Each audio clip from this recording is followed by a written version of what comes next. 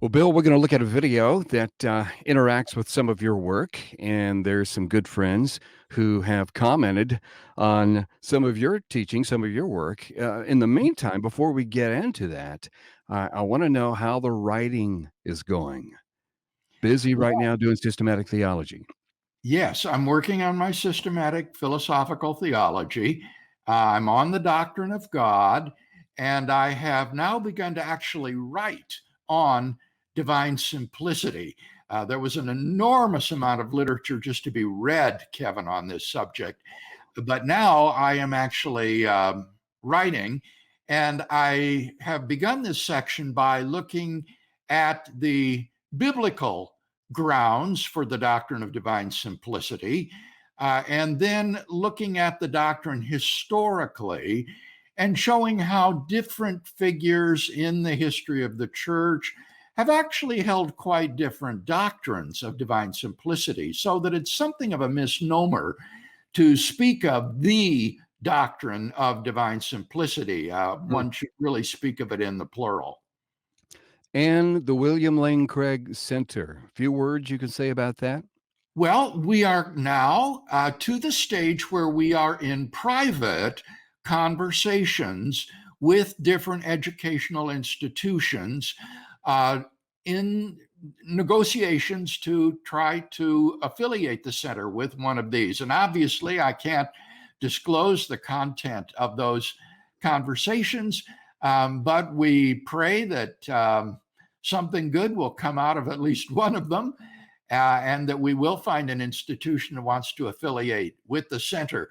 And in the meantime, part of our sustaining donor campaign this spring goes toward the costs of building this center, of paying for the company that is in charge of these negotiations.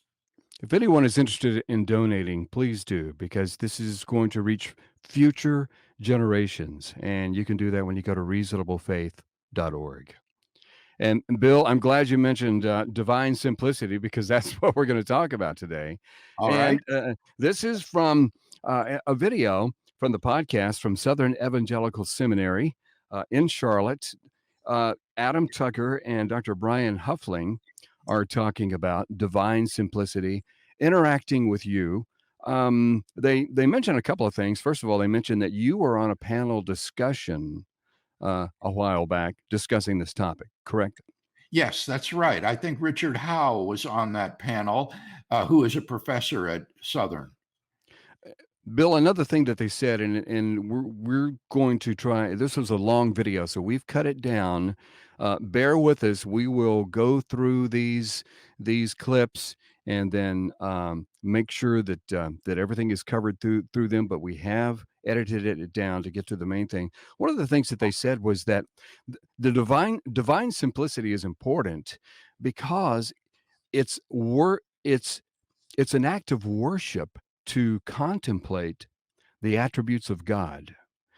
And Oh, so it's not just a side doctrine, it's to know God more fully, and that is an act of worship. I thought that was correct. well, actually, that's a very interesting claim, Hmm. because on a strong doctrine of divine simplicity, it's become clear to me that simplicity is not really an attribute of God at all. Rather, it is a formal claim about God, namely that God has no composition in him. And therefore, he has no specific attributes like omnipotence, omniscience, omnipresence, holiness, or simplicity itself. If Hmm. God had the attribute of simplicity, he wouldn't be simple. That would be one of his many properties. So those who hold to a strong doctrine of simplicity don't really regard it as an attribute of God. It's rather the denial that God has any composition, including composition of different attributes. Hmm. Yeah. Well, that's a good clarification, Bill. I mean, because I think what I'm getting at is that, and they may be getting at it as well, is that when you contemplate God, Mhm. Some things you just have to kind of meditate on. You can't fully comprehend it, and they Uh, see, and that can be perhaps an act of worship, or to worship God more fully. well, I have to Mm, say, Kevin, that I haven't watched this entire video. And okay, so I'm reacting to these things out of context. And I would want folks to understand that. sure, So I was focusing on what you said with regard to its being an attribute. yes, Um, but with respect to worship, uh, I think that while it might lead you to a sort of mystical approach to God, where God is incomprehensible and beyond intelligibility, I don't see that as really worshipful. mm, I think that that kind of mysticism may be characteristic of certain Eastern religions, which think of God as absolutely simple and without any differentiation or properties. But I don't see that as being worthy of worship. I think that a God who is possessed of perfections like omnipotence and omniscience and holiness and goodness and all the rest is worthy of worship. And while he is incomprehensible in the sense that we cannot fully comprehend God, nevertheless, I think that we do have biblically a good idea of many of God's essential attributes. And so any view that would deny that God has these essential attributes, it seems to me, is not worshipful. It may be mystical, but I don't think that it's something that Christians should uh, engage in. let's go to this first clip then, Bill, from Adam and Brian. And if at any point that you want to interrupt, I'll hit pause. But here's our first clip. Okay. Dr. William Lane Craig is perhaps the most popular Christian apologist and philosopher today, and of course, he's a dear brother in Christ. Ironically, however, he rejects some of the most foundational aspects about the nature of God upon which classical theism, at least, rests.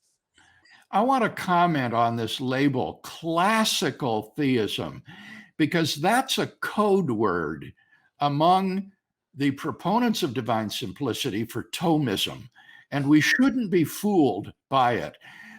One of the um, things that my study has disclosed is that the church fathers, whom I think we would want to call classical theists, didn't hold to the doctrine of divine simplicity in its full strength that Thomas Aquinas articulated in the 13th century. So we shouldn't think that Thomism is accurately characterized as classical theism. Okay, continuing then. At the simplicity of God, and then we'll get a little bit into God's knowledge about the future. And what, if any, are the implications of thinking wrongly about these issues? Okay, that's the first clip there, Bill. And we will continue. But we've put a lot of emphasis specifically on simplicity and how these attributes are like dominoes, and Right. and they stand or fall together, right?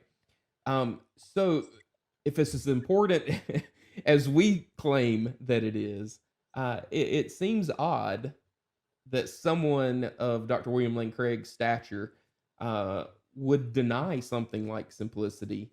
And I know you and Dr. Howe have had the privilege of speaking with him in a panel discussion. I think a couple of years ago. I think Dr. Howe mentioned Right. that as well. So you guys have interacted with him directly on this Yeah. specific issue. I don't think he should be surprised. What I'll hold to is biblical theism. And the Bible is very clear in ascribing to God different properties or attributes, such as the ones that I've mentioned. And I think that implicit in the teaching of the New Testament, moreover, is that God is three persons, that the Father, the Son, and the Holy Spirit are all distinct persons. So We can all agree that God is simple in a sort of innocuous, modest sense. Namely, God is not composed of more fundamental or separable parts. Of course, God isn't going to fall apart like a bag full of marbles with a hole in it. God is not composed of parts that can be separated. So God is indivisible or indissoluble. And if that's all you mean by simplicity, then it's unobjectionable. But these Thomist theologians have a much, much different doctrine of divine simplicity, at the center of which, Kevin, is the claim that God is identical to the pure act of being, that God's essence is just to exist. This is almost incomprehensible, but that is the claim, that whereas in the case of every other being, their essence is distinct from their existence, in the case of God, his essence just is the act of being. He just is to exist. And that's a very, very strong claim that goes far beyond anything that the Bible teaches. So it shouldn't be surprising that most Christian theologians today deny it. This is all based on a question of the week. Yes. And they're now reading a portion of the question. Okay. And then your response. So, do you think he's fair in his Yeah, I think he's fair laying with how out he of the view? describes. Yeah, I think he's fair as far as he describes the view. Uh-huh. I don't think he's very fair with the implications of the view. Maybe you'll get with that on that issue in a minute, so I don't want to jump the gun. But in terms of how he describes what Thomistic metaphysics looks like and how that plays into simplicity, I think he's fair on that point. In a summary format, what is the essence existence distinction? What are we talking about there? Okay, so when we talk about existence for Aquinas and a lot of Thomists, that just has to, it's almost a common sense view of, well, if something exists, if it's real. And to be real in this sense means that it's mind independent. So if I picked up a pen from my desk, I say this pen is real because the pen is actually there in existence. And it has its own being. In other words, we can talk about things though that seem to have a kind of reality that are not real in the same sense as the pen. Like, for example, a leprechaun. We can talk about a leprechaun existing in the mind, for example, but it doesn't mean that it is there like the pen is. So we can talk about the essence of what it means to be a leprechaun, and then we can talk about the essence of what it means to be a pen. But to know the essence of a leprechaun doesn't tell you whether it exists. It doesn't have necessary existence. So we can talk about leprechauns or fairies or whatever, and unicorns and discuss what they are. So I can say what a leprechaun, or I can use the word leprechaun or unicorn, and people know what that means, but that doesn't mean that it exists. And so that distinction is, okay, well, we can discuss essence separate from existence then, in other words. Comments, Dr. Craig? My only comment would be that this distinction between the thing's essence and its existence is drawn from Aristotle. And in Aristotle, this is a conceptual distinction. You can conceive of the nature or the nature essence of something without knowing whether there is such a thing. But for Thomists, this is not simply a conceptual distinction. It is a metaphysical distinction. Thomists hold to what's called a constituent ontology, where things are made up of ontological parts. And for the Thomist, all creaturely things are composed of essence and existence. And these are metaphysical parts of the thing. And the claim then is that in God, there is no such composition of essence and existence. God just is existence subsisting without any sort of limiting or restricting essence to this or that kind of thing. So that's the real bedrock metaphysically of this view is there merely a conceptual or is there a real distinction between essence and existence? All right. Continuing to the next clip. And so things that actually exist other than God, things that are finite, have both a nature and actually exist. But because their existence isn't necessary, that they don't have to exist, they're separate. And Thomas, as Craig points out, wants to make not only a conceptual difference, and there is a conceptual difference, but there's also a real distinction that Aquinas talks about. That is between the pen, or you and I, and our actual existence. Because if there's no difference, then the very nature of the thing would be such that it exists necessarily. Well, God can be that, but nothing else would exist necessarily in a finite way, or it would need a cause. It wouldn't be finite. It would be a contradiction. Mm-hmm. And as we've said on previous shows, the difference with God is that his essence just is to exist. Right. His nature itself is being. So our nature itself is not being. So we can lose our being. We can change. We didn't have being, quote unquote, until we were conceived. So yeah, these things go together. My analogy really is like Legos. You got these different parts. And so, yeah, my son really likes Legos, and I did too. So they got this little Lego thing here, right? This little dog, if I can get in there. Well, you got to have these different parts put together by something else. Well, we can think of two of those parts as being essence and existence. Mm-hmm. Now, existence isn't a thing like God walks over and grabs a bucket full of existence. That's not what I mean at all. But we can think of it in those kind of categories. Legos and unicorns, Bill. There you've heard exactly what we were talking about. The presupposition is that the distinction between essence and existence is a metaphysical one, so that creatures are like those Lego parts that have these two ontological constituents that make them up. Their essence and their existence are active being, whereas in God, he has no essence. He's just the pure active being subsisting. And so that's the controversial metaphysical claim. And Thomas says nothing to justify this idea of a real distinction between essence and existence. Okay, a couple more clips. But Thomas himself would disagree that we can't say positive things about God, or that when we, quote unquote, see God in the beatific vision, that we're not learning anything about it. This is where I said the implications I don't think are very fair. And Craig said other things like in his time and eternity, that if simplicity is true, then God can't cause things because there's no relationship there, because that would be an accident, and that would make him not simple. If he says that God can't know or love, these are things that Aquinas clearly thinks that God does and can do, and also be simple.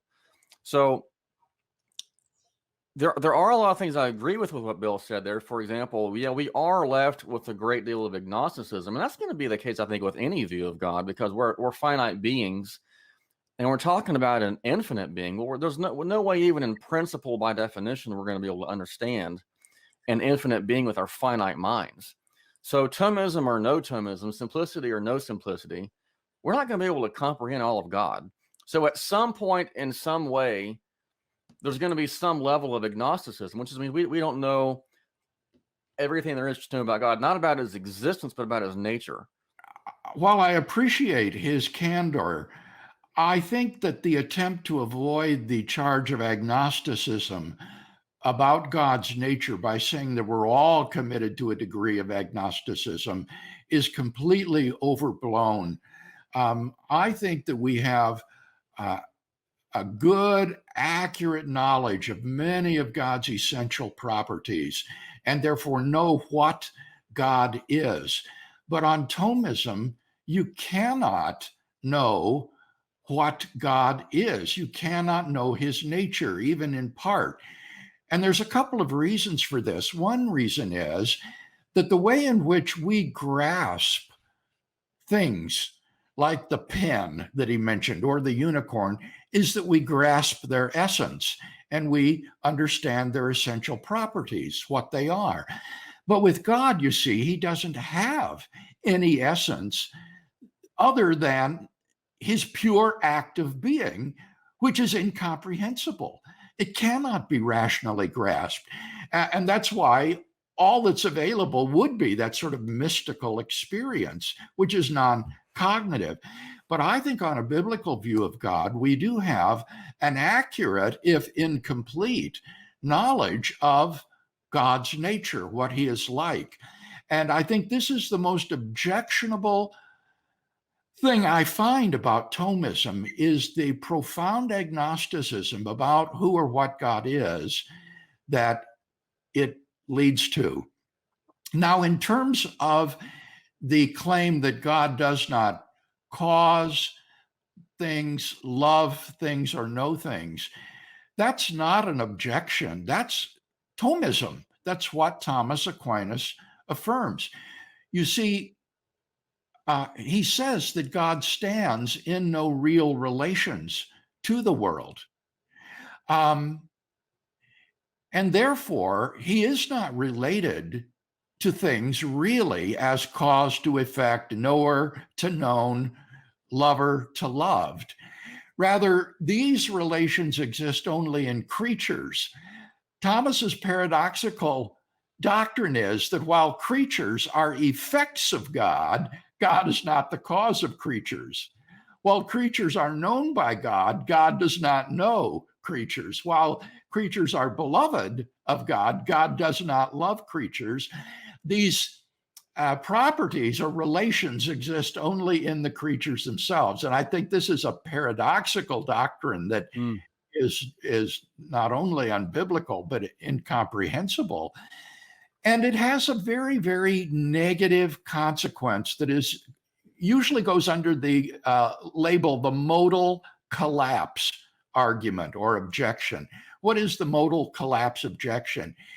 It is that if all of God's knowledge and causal activity is essential to him, if God has no contingent properties, but everything that he knows, does, is essential to him, then that means that this is the only possible world, that God could not have done anything different. He could not have known anything different.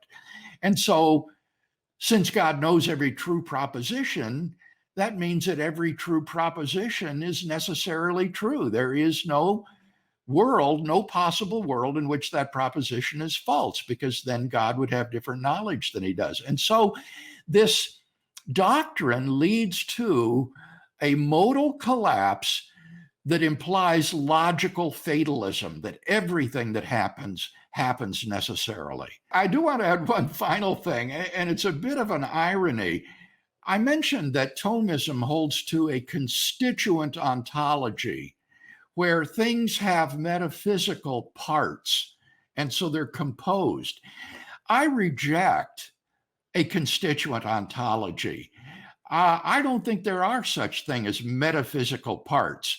So, for example, if the dog is brown, I don't think that brownness is an ontological constituent of the dog. If an elephant is big, I don't think that bigness is an ontological constituent of the elephant. I think there's a brown dog and a big elephant, but I don't think that there's something brownness or bigness that is a metaphysical part of those animals. So, in a sense, I actually affirm simplicity. In contrast to the Thomist, I don't believe in ontological constituents. And so the difference between me and the Thomist in that respect is that I think that everything is simple, not just God. Nothing has these sort of metaphysical parts. But that doesn't prevent us from having a true and accurate knowledge of brown dogs, big elephants, and an omnipotent, omniscient, holy, and eternal God.